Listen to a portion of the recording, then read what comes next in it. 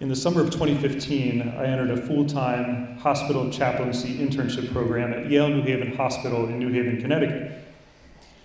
The group of 5 interns that I was a part of was all male, but otherwise we were really diverse, different sexualities, different personalities, different faith traditions. It was diverse enough that you would have assumed there would be a lot of misunderstandings over the course of the summer. Or at least you could have used the 5 of us as a punchline in a 5 chaplain interns walking to a bar joke.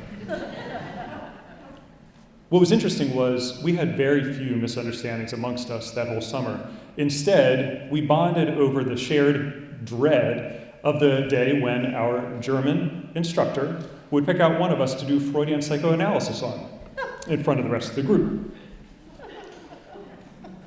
I'm not sure that anybody in our group really would have ascribed to the God doesn't give you more than you can bear idea. And yet, over the course of the summer, the on-call experiences that each of us had matched almost perfectly our needs and our abilities. Yoni was planning a wedding with his fiancée and also preparing for his major graduate exams of rabbinic school. Somehow he was the one that had really calm on-call experiences and frequently slept through the night. Not true for the rest of us. The other 3, other than Yoni and I, all grew up in a Southern Baptist tradition, but had gone different directions.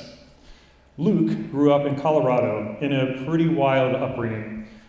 Although he was training to be an Episcopal priest, the wild had never left him, and he practiced Brazilian Jiu-Jitsu. And he was the one that had the craziest on-call experiences during the summer, including some with a threat of violence that came from the gang war that had erupted in New Haven that summer. Scott was a brother in a Catholic religious order, and before that he had been a yoga instructor, a professor of Italian literature. He reminded me of a young Santa Claus. He had the great beard and he had a twinkle in his eye.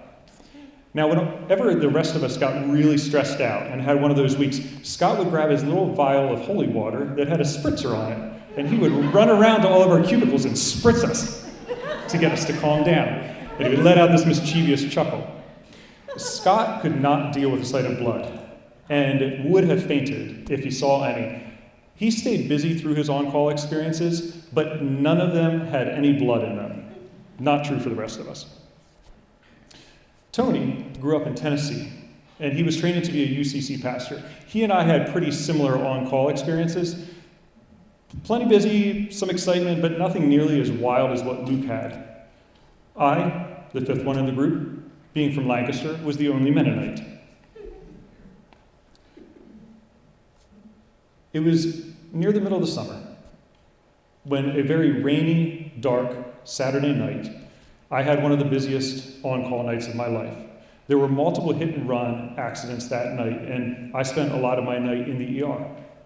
And while there were some really gruesome injuries that I saw that night that I thought at the time would be the most, things that would stick in my mind the most, they weren't the most vivid encounter. The most vivid encounter was with someone that I'm going to call Bill.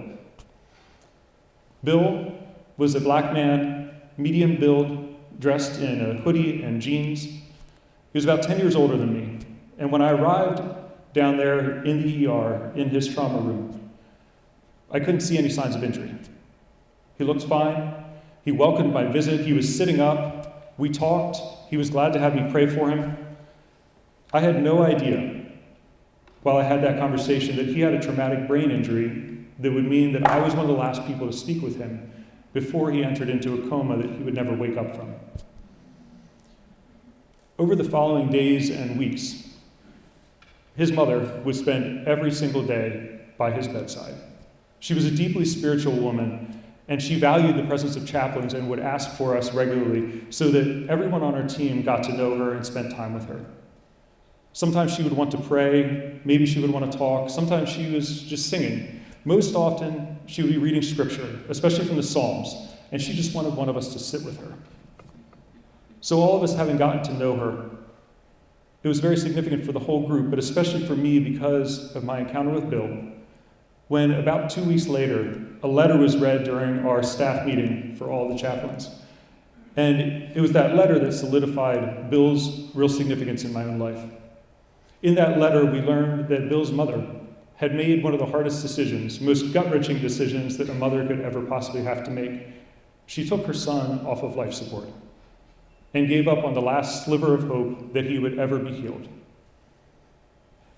And when she made that decision, Bill, who was an organ donor, gave new life to 30 people.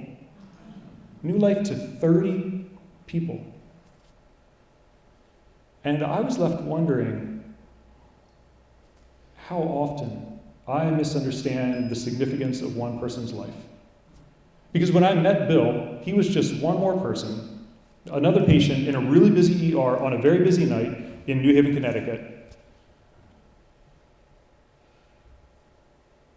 And yet, 30 lives were significantly impacted by him, and so was my own life. And I have to wonder still how often I misunderstand the significance of one person's life or a single encounter that I have with them. What assumptions do I jump to?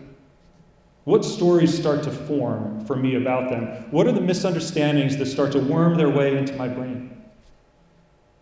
How easy it is for us to misunderstand one person's life or a single encounter. For those 30 new lives and for your impact on me, thank you, Bill.